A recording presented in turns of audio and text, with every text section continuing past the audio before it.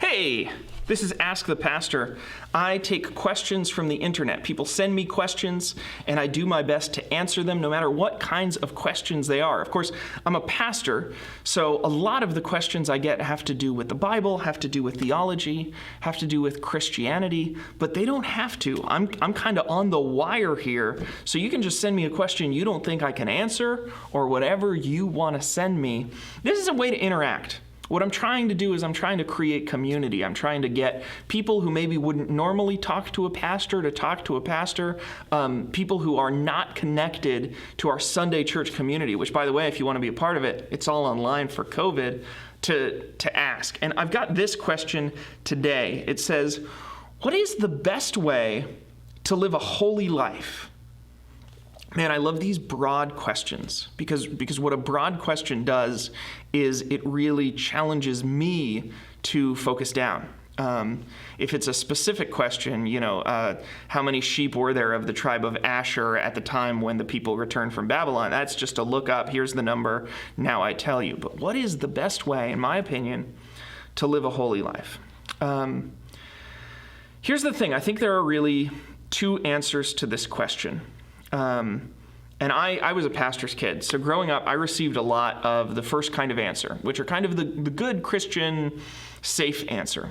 So the good Christian safe answer to this question would be, well, the best way to live a holy life is to read the Bible and do your best to follow it and ask God into your heart. And as God is in your heart, to pray and seek God. And in seeking God, hear the voice of God and do what God tells you to do. The best way to live a holy life is to do what God asks of you in each context, in each moment that you're in. And the difficulty with that, the problem with that, that's true, that nobody's going to argue with that. That's a very safe answer. As a pastor, you can always give that answer. It's always going to be true. It's always going to be safe. No one's going to disagree with you. But the problem is you're a sinner. You're like, how do you know what God says? And so often what God wants you to do in a situation is not what you want to do. And so it's just hard. And so how do you make it not be hard? Like, how do you do the right thing? What is the right thing? How do I know I'm hearing God right? How do I know what God wants me to do now and there? And aside from like always being in a closet praying constantly, what's that really look like? All right, so I want to give you the second kind of answer, which is, I think, no more valid than the first kind of answer, but a little bit toothier. This is the radical answer. The best way to live a holy life, if you want to be radical about it, if you want to be like just extreme, far off the Jesus side of the equation and not on the like more moderate, reasonable side of the equation, just I want to go full bore, you need to get with the desperately poor. You just need to. The best way to be holy is to be in and with and among and even belonging to the very, very poor, the poorest of the poor, the least of these. If you have things that you think you own, that belong to you, the truth is they belong to God. And so if you really want to live the holiest kind of life, what you need to do is get rid of all of those things. Just sell them and take the money and then give that to the poor so that those people can like eat. Because it's cool that you can use it to like play video games, but those people are like trying to survive. And when you're with them and when you're among them, even when you're one of them, then you talk to them about what it means to live a holy life. And they know. They have an understanding of God's holiness that in a lot of ways we don't have access to.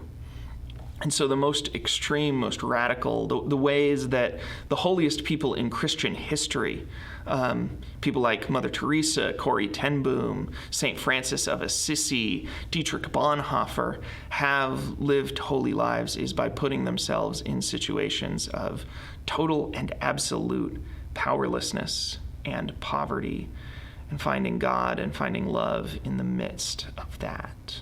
That's the best way to live a holy life. Now, the obvious question that you should ask if I say that is, Ryan, I happen to notice you're a Presbyterian pastor and you live in a nice 2-bedroom house and you've got a pension plan and you drive a car. Like, you are not living among the desperately poor. You're living in Orlando.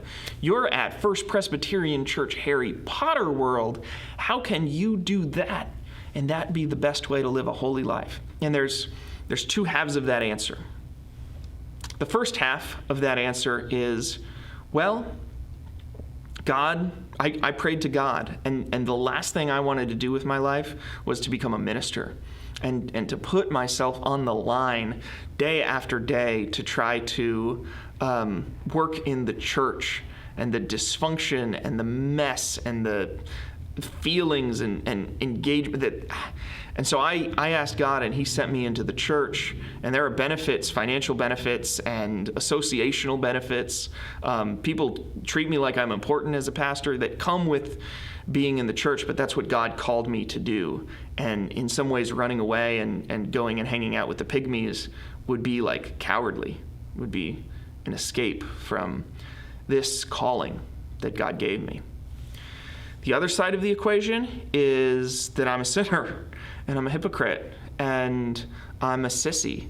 And when called of God to sell everything I had and depend entirely on him, I, time after time, every time I get an opportunity, I hold back some of it because I still struggle with a certain amount of unbelief, and I still struggle with a certain amount of hope that somehow money and somehow stuff is going to make me safe and going to make sure my family is fed and going to make sure that the monsters don't get us. And I don't have the same complete amount of faith that the poorest of the poor have had to have, that God provides and that God is with them and that God is the source of safety and security. And so this is why God did this.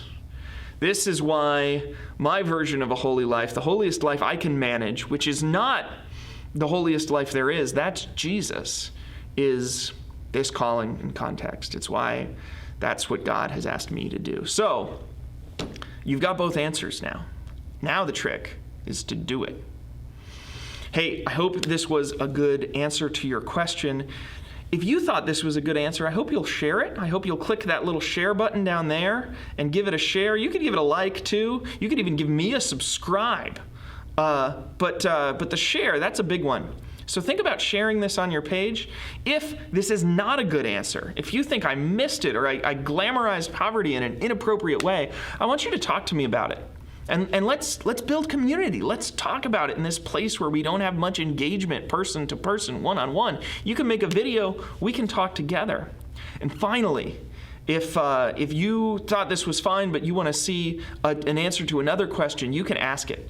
Send it down in the comments there on YouTube, and I will see all the comments, and I will personally respond to every comment that's not from Logan, because Logan is fake, and he uses a bunch of different names, but they're all fake, and they're all bots, and I don't respond to those. But the rest of them I'm responding to, and I'm responding to them on video and making video answers to all the questions, even if they're silly, even if nothing.